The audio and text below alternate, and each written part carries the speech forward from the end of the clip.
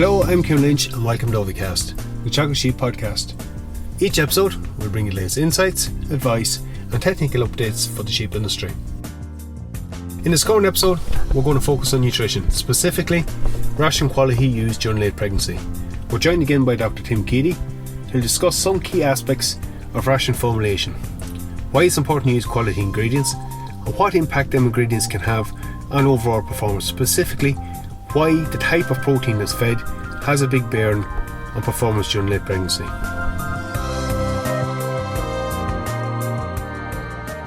I'm joined now by Dr. Tim Keady. Tim, thanks for coming back to us. You're welcome. Tim, late pregnancy nutrition, we're in a stage of the year now has become very relevant. You've mentioned previously, and many of us know, it's the cornerstone of a lot of the production we achieve for the rest of the year. That's quite correct, Kieran. What you do in the final 6 weeks of pregnancy will impact on performance, both at the time of lambing, the amount of labour requirement, the ease of lambing, but also on ewe productivity and performance right up to the point of slaughter. There's many aspects of that I could talk to you about, but one in particular that's relevant at the moment, the ration we're using during late pregnancy. It's important we get that right. It's probably an area we shouldn't scrimp on. What are the kind of key specs you're looking for, key ingredients you're looking for in them rations? Well, the key issue when you're purchasing a ration is not to look at the price. While price is important, it shouldn't be the sole determinant of what ration you buy. You should look at what are the ingredient sources, what are the source of ingredients within your ration. When I'm talking about different ingredients, we're talking about energy sources, protein sources and fibre sources. For energy sources, the best energy sources you can get in a ration for feeding to sheep or cattle is energy, and it has a value economically of about 20% greater than that of barley on an ME basis or on a feed basis. Barley is a super feed also for feeding to sheep, and some people put in low levels of wheat, but it is not as good for sheep as it is from barley. In terms of fibre sources, you're looking at the bee pulps if they're value for money, or citrus pulp, but dish or soya hulls is in a relative terms is value for money, and it's going into most rations for sheep and beef cattle. And protein, when you're looking at protein, the ideal one is soya bean, followed by rapeseed and possibly distillers and corn gluten. So just look from a requirement point of view, it does change quite a lot in the final few weeks. So for just maybe energy first. It does, yeah. The requirement, if we look at the ewe, there's major changes occurring in the ewe during the last 6 weeks of pregnancy, because when she's pregnant, you're getting an increase in fetal size, and in the last 6 weeks of pregnancy, lamb birth, the weight of the lambs will increase by approximately 70%. Also, she has to prepare for lactation. She has to build up a reservoir of colostrum so that it is there when the lambs are born.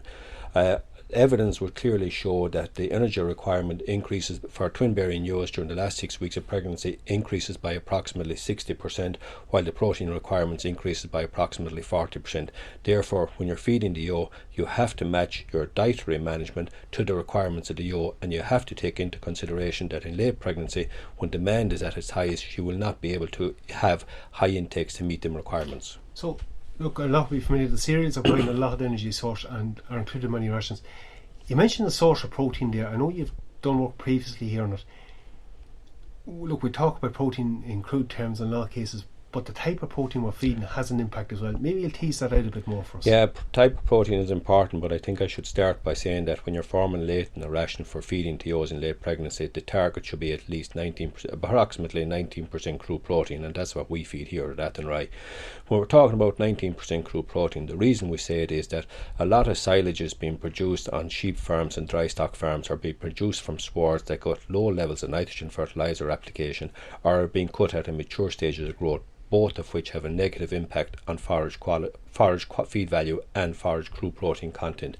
Therefore, we're feeding 19% protein to compensate for poor quality silages on many sheep farms. And when I'm talking about poor quality, I'm not necessarily talking about digestibility, but I'm talking about a lot of silages having crude protein concentrations as low as 8% and a lot of them only being as high as 11%. But that figure 19, that's not telling the full story in terms of... No, it's not. 19% is important, but the source or where it comes from is far more important than the 19% per se. We've undertaken studies here at Athenry where we looked at different rations where they have different sources of protein but formulated to 19%. For example, in one study we've looked at a lot of the protein coming from soybean, and in another ration we had a lot of protein coming from the byproducts, and they would be good byproducts such as rapeseed meal, distillers and a bit of corn and gluten. Both rations had the same protein and the same energy concentration, yet when we did feed it to pregnant ewes, the pregnant ewes analysed them totally different. For example, the ewes that received the ration that contained the soybean produced lambs that were 0.3 kilos heavier at birth, were 1 kilo heavier at weaning, and the cost of that ration, by including the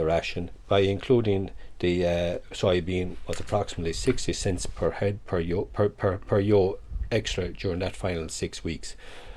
We noticed from previous studies, if we want to put an extra 1 kilo of live weight onto lambs post weaning, they would require 6 kilos of creep feed per lamb, and for twin bearing ewes that's 12 kilos, which is equivalent to €3.50.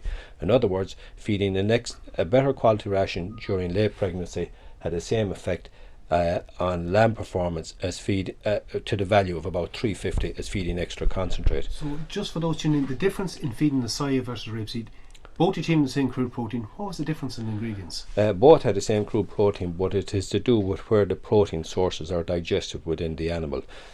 Some protein sources, for example urea, will be digested very rapidly within the rumen and they can be excreted in the urine, whereas other sources will bypass the rumen and is digested further down the digestive tract. So for example, soybean has a better source of protein. It has got a higher level of DUP. That means it bypasses digestion. A lot of it bypasses digestion within the rumen. It has a higher digestible undegradable protein, or DUP, and that is why you're getting a better response. Okay. Look, there's another practice for a lot of farmers that maybe are feeding an inferior ration, some will feed a lower spec ration earlier on. What's your views on that? I believe that most flocks in Ireland, I think the average flock size is 70 to 80 ewes. Then when buying rations or formulating rations for farmers, we just formulate one ration. You must remember that while some people, as you alluded to, will say a low protein ration for the first 2 or 3 for the weeks 5 to 6 out from lambing, and increase the protein closer to lambing. If you take a situation where if you were to formulate a ration with a 14% protein and a 19% protein, the cost will be approximately €20 per tonne. However, if you've got a 100 ewe flock, when you're feeding 0.2 of a kilo per ewe per day for a 100 ewe flock, a tonne will actually last you 50 days.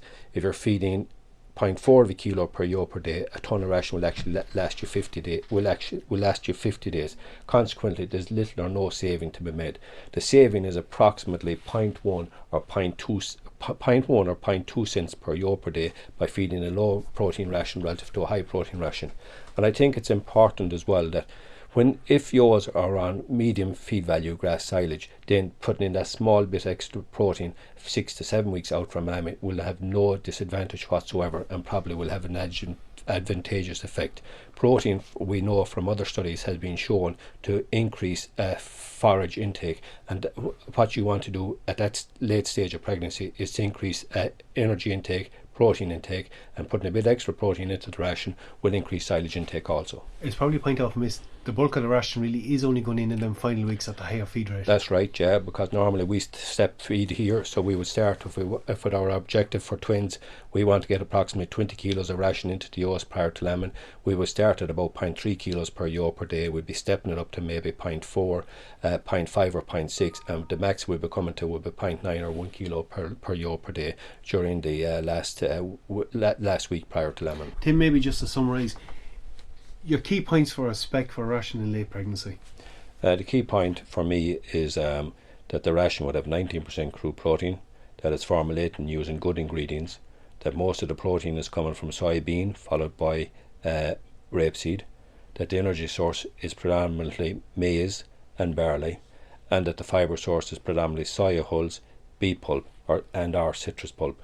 So if we take an example of the ration that I formulated for Athenry this year, it consists of 24% maize meal, 18% soybean, 15% soya hulls, 12% barley, 8% rapeseed, 5.5% corn gluten, 5% beet pulp, 5% maize distillers, 5% molasses, and 2.5% minerals.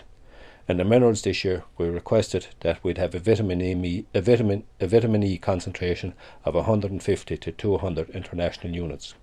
That ration that I'm after quoting you is 19% crude protein and 11.2 megajoules of ME per kilogram, so it's a very good ration. Tim, thanks very much for joining us. You're welcome. We're going to finish the episode up at this point. I'd like to thank Tim for taking the time out to join us again. I think he highlighted a number of key areas we need to focus on when we're talking about ration quality and ration specifications. Specifically, I think he highlighted the importance of the type of protein that's included in that ration during late pregnancy, why it's important to use quality ingredients. Again, look for any further updates on the sheep programme. Keep an eye on our Twitter page at Teagasc Sheep. I'm Kieran Lynch. Thanks for joining us in this episode of OVCast. Don't forget to subscribe and tune in to future episodes.